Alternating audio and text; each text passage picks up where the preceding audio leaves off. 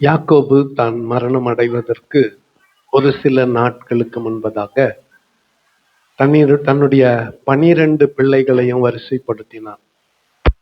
ரூபன்ல ஆரம்பிச்சு பெஞ்சமின் வரையிலும் பிள்ளைகளை, பேர பிள்ளைகளை ஒருத்தரையா வரிசைப்படுத்தினான்.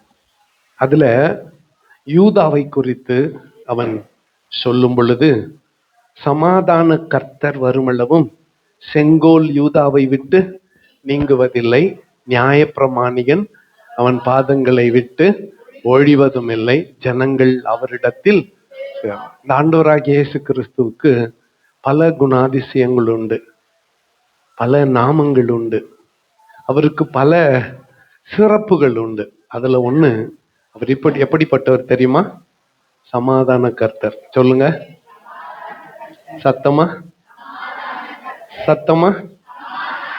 கர்த்தர். ஒரு தனிப்பட்ட வாழ்க்கையில எடுத்துக்கலாமா? தனிப்பட்ட வாழ்க்கையில எடுத்து சமுதாயத்துல கொண்டு போய் நிறுத்தலாம். தனிப்பட்ட வாழ்க்கையில எதை இழந்தாலும் பரவாயில்ல, சமாதானத்தை இழக்கக்கூடாது. அல்லேலூயா. ஆமாத்தானே, ஆமாத்தானே. சாப்பாடு இல்லைன்னா பரவாயில்ல, ஒழுங்கான வஸ்திரம் இல்லைன்னா பரவாயில்ல, உறங்க நல்ல கூரை இல்லைன்னா பரவாயில்ல, ஆனா என்ன இருக்கணும்? சமாதானம் இருக்கணும். ஃபர்ஸ்ட் அந்த சமாதானத்தை உன் தனிப்பட்ட வாழ்க்கையில் தருகிறவர் கர்த்தர். அவர் எப்படிப்பட்டவர்? இந்த வருஷம் உன் உள்ளத்திலே பிறந்தாரான்னு செக் பண்ணிக்கும். ஃபர்ஸ்ட் எங்க பிறக்கணும் அவரு? சொல்லுங்க. ரெண்டாவது குடும்பத்துல. குடும்பம் இன்னைக்கு சமாதானம் இல்லாமல் குடும்பங்கள் தவித்து கொண்டு இருக்கிறது. அல்லேலூயா. ஒரு அல்லேலூயா சொல்லுங்க.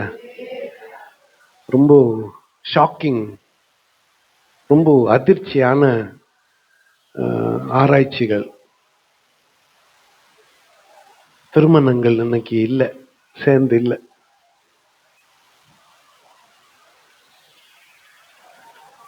கோர்ட் படியில நிற்கிறார்கள் டிவோர்ஸ்க்காக. இது யார் சரி யார் தப்புன்னு நான் பேசல. ஒரு நாள் ஜெபம் நடந்துச்சு. அப்போ நடந்தப்போ 4 தலைப்புல பேசினேன்.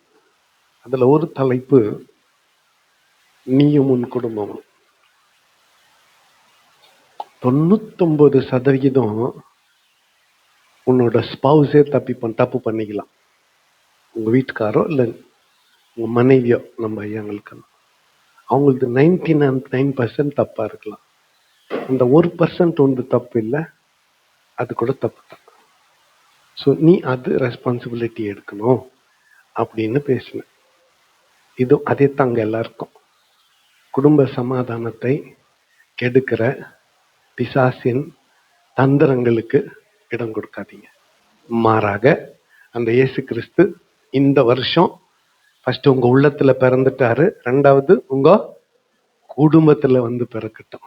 எத்தனை பேர் அவரை ஆமா ஆண்டவரே என் குடும்பத்துல வந்து பிறந்துருங்கன்னு இன்வைட் பண்ணுவீங்க? கைத்தட்டி ஜோரா அவரை இன்வைட் பண்ணிடலாம். ரெண்டாவது. மூணாவது,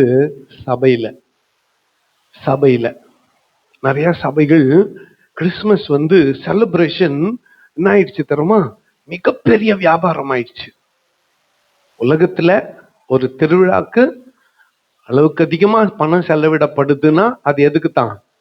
கிறிஸ்துமஸுக்கு தான். உலக அளவுல எத்தனையோ 1000 கோடி டர்ன் ஓவர், எத்தனையோ 1000 கோடி டர்ன் ஓவர் இந்த ஒரு நாளுக்காக. அதிகமான பணச்செலவு, அதிகமான டெக்கோரம்னா அப்படியே ஒரு மாதிரி ரம்யமான ஒரு சூழ்நிலை, அதிகமான டெக்கரேஷன் கூட. அப்பதான் பாதி ஆயிக்குது, இன்னும் பாதிக்குதான். எல்லாம் நல்லா இருக்கணும். நம்ம மட்டும்தான் எப்ப பாரு நம்ம கூட என்ன பண்ணலாம், லைட் எல்லாம் போட்டு இன்னும் ஸ்மோக் எஃபெக்ட் எல்லாம் கொடுக்க போறாங்க. லைட் எல்லாம் போட்டு நல்லா நம்ம கூட என்ன. ஆனா அவைகள் எல்லாவற்றை விட நம்ம சபையில யோவான் 3:16 இருக்குதா? நம்ம சபையில தேவன் தம்முடைய ஒரே பேரான குமாரனை விசுவாசிக்கிறவன் எவனோ அவன் கெட்டு போகாமல் நித்திய ஜீவனை அவரை அவரை தந்தரில் இவ்வளவாய் உலகத்தில் அன்பு கூர்ந்தார். இப்ப சபையில இயேசு வந்து இந்த வருஷம் பிறக்க வேண்டும். நீங்க விரும்புறீங்களோ இல்லையோ, நான் அதிகமாய் ஜெபித்து கொண்டு இருக்கிறேன். இந்த ஆண்டு எங்க சபையில் ஆண்டவரே நீர் உண்மையாய் வந்து பிறக்க வேண்டும். 4வது, நாம் வாழ்ந்து கொண்டிருக்கிற இந்த சமுதாயத்தில் இயேசு வந்து உண்மையாய் பிறப்பாரானால் தீய பழக்க வழக்கங்களில் இருந்து வாலிப பிள்ளைகளை விடுதலை ஆக்குவார். அதுக்காக ஜெபிக்கணும். போதை பொருளுக்கு, பயங்கரமான மோகத்துக்கு, உலக பிரகாரமான கவர்ச்சிக்கு, மாம்சத்தின் கவர்ச்சிக்கு விலகி ஓட நம்ம பிள்ளைகளை கர்த்தர் பாதுகாக்க வேண்டும். வாலிப பிள்ளைங்க உள்ளத்துல ஆண்டவர் பிறந்துட்டார்னா அதை விட பெரிய சந்தோஷம் எனக்கு எதுவுமே இல்லை. அல்லேலூயா, அல்லேலூயா சொல்லுங்க. 11 21 வரை, அதுக்கு மேலெல்லாம் வேணான்னு சொல்ல. அந்த வயதுக்குட்பட்ட பிள்ளைகள் இருக்கிறீங்களா? தூக்குங்க, கை தூக்குங்க. 11 21 வயசுக்குட்பட்ட ஆண் பிள்ளைகள், பெண் பிள்ளைகள் எல்லாம் கை தூக்குங்க. எல்லாம் ஸ்ட்ரைட்டா. 11 to 21, 11 வயசுல 21 வயது வரை உள்ள பிள்ளைகள் எல்லாம் கை தூக்குங்க. Please check whether Jesus is in your heart. உள்ளத்துல ஏசப்பா இருக்கிறாரான்னு ஒரு முறை செக் பண்ணிக்கோங்க. இல்லைன்னா இன்னைக்கு ராத்திரி இன்வைட் பண்ணிக்கோங்க.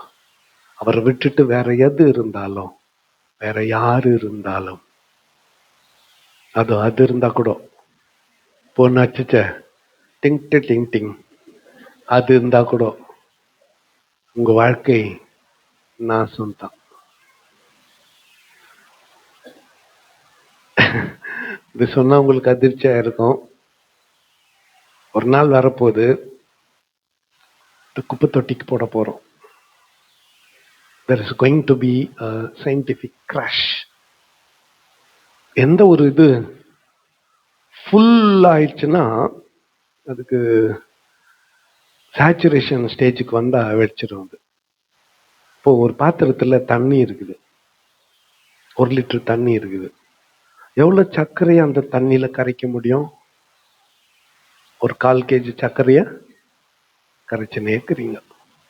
இன்னும் 1/4 kg கொட்டி கரைக்கிறீங்க, இன்னும் 1/4 kg கொட்டி கரைக்கிறீங்க, கரைச்சிக்கிட்டே இருக்கிறீங்க. அட் ஒன் பாயிண்ட் சர்க்கரை கரையாம போயிடும். கரையறதுக்கு அந்த தண்ணியில இடம் இல்லாம போயிடும்.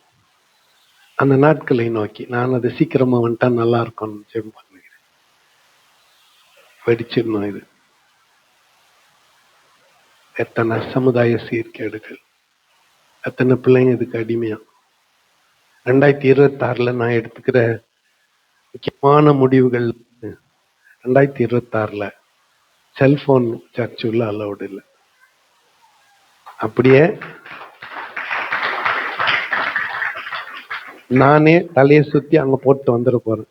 இனிமேல் போன்ல கிராஸ் செக் பண்றது கூட தேவையில்லை. ஒழுங்கு மரியாதை எழுதி எதுல டைரியில எழுதி எத்தனை வரணும், பார்த்துக்கலான்னு போகக்கூடாது. நான் முடிவு பண்ணிட்டுக்கிறேன். இல்லை அப்படி தவறி எத்தனை வந்துட்டீங்களா, வெளியே ஒருத்தர உட்கார வச்சு அவங்க கிட்ட டோக்கன் எடுத்துட்டு போறப்போ பிலமின சிஸ்டம் ஒன்று வச்சுன்னுக்கிறாங்க பாரு, அத்தை குத்து அம்பிடுவோம். வெறும் நம்பர் போட்டு பச்சு டிங் டிங் டிங். அதுக்கு 2026 மொபைல் போன் சர்ச்சுக்குள்ள அலௌட் இல்லை. அந்த 2 முழுசா ஆண்டவருக்கு கொடுக்கலாம்.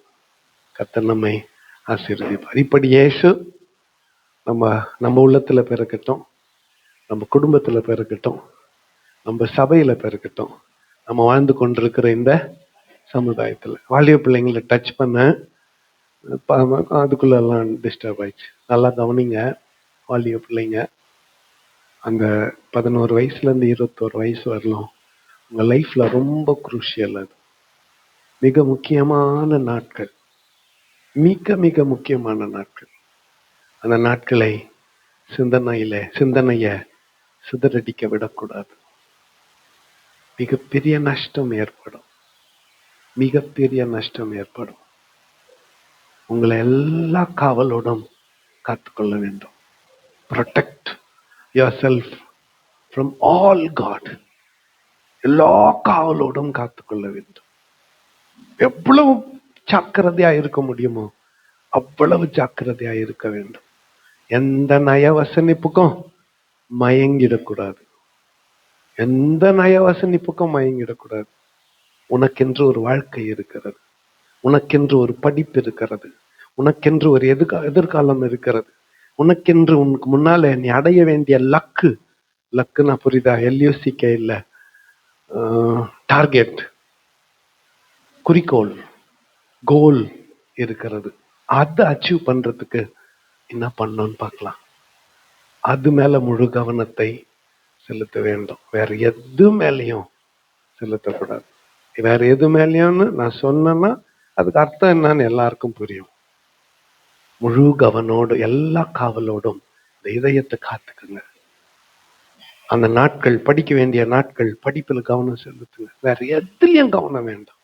வேற எதுவும் முக்கியம் இல்லை, படிப்பு மட்டும்தான்.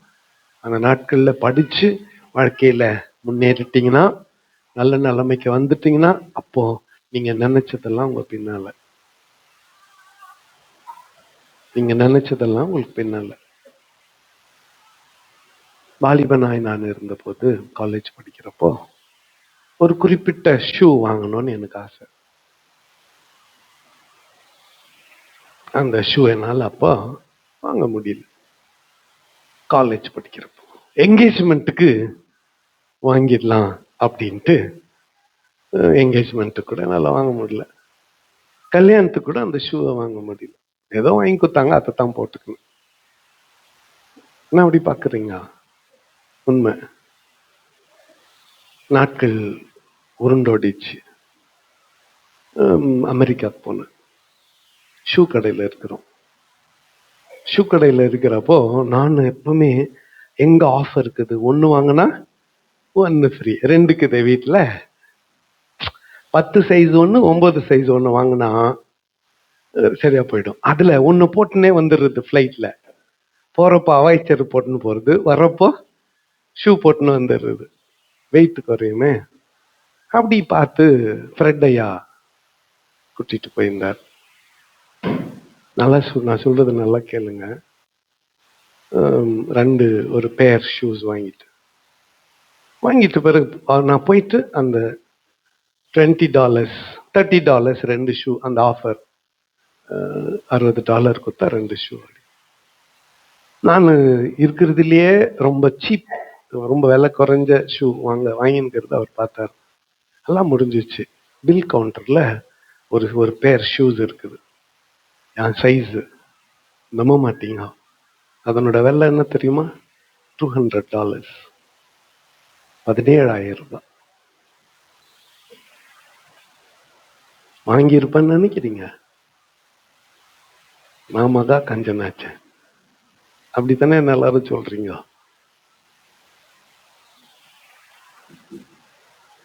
எனக்கு அது தகுதிப்படாது. எனக்கு அது தகுதிப்படாது. போடக்கூடாதுன்னு இல்லை, அவசியம் இல்லை. அவ்வளவு வசதியை படைத்த, அவ்வளவு செலவு பண்ண அவசியம் இல்லை. 4 வாங்கறதுக்கு எனக்கு வசதி இருக்கு, ஆனா அது எனக்கு தகுதிப்படாது. என்ன சொல்ல வரேன் வாலிப பிள்ளைங்களே? அப்போ படிக்க வேண்டிய நேரத்துல ஏதோ ஓரளவுக்கு படிச்சு முடிச்சிட்டேன். இப்போ நான் விரும்புகிறது, நான் நினைக்கிறது எனக்கு பின்னால வருது. சொடக்கு போட்டா வருது. உங்க ஒருத்தரும், நீங்க இருக்கிற ஒவ்வொரு வாலிப பிள்ளைகளும் அப்படி மாறணும். நீ நினைக்கிறத நீ வாங்கக்கூடிய அளவிற்கு உன் தரத்தை உயர்த்திக்கொள். சென்டர்ல வேற எந்த வேலையும் வேண்டாம். இதுக்கா கிறிஸ்துமஸ்னா?